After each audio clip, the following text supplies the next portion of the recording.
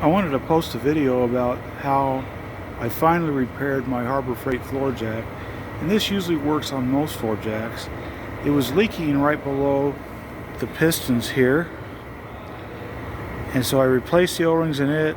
I did this 3 or 4 times and it still was leaking. I couldn't figure out why in the heck is it still leaking, because I had placed a piece of cardboard underneath it to see where it was leaking, and it was still around these 2 pistons.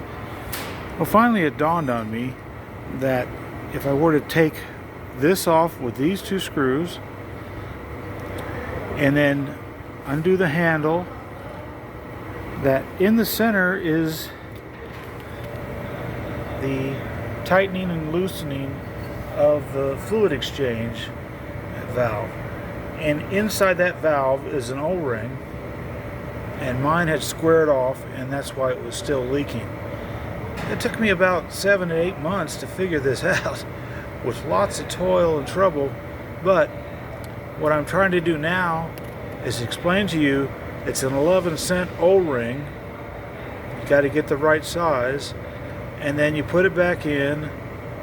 More than likely your jack will never leak again, but because it gets twisting and turning more often than any other part on the jack, it wears out first. I was going to throw this away. In fact, I threw away a Mac floor jack and replaced it with this because I couldn't afford a Mac again, and that was the same problem. The O-ring leaks from the opening and closing valve to tighten or loosen the jack. Just a tip for you in case you have a problem with a jack similarly like this. It works to fix it in most cases. If it still leaks after that, put your cardboard under it and see where it's leaking. But that's more than likely going to be the culprit.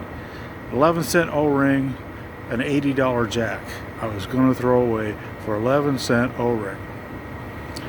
Toodles, have a good day. Hope this helps you.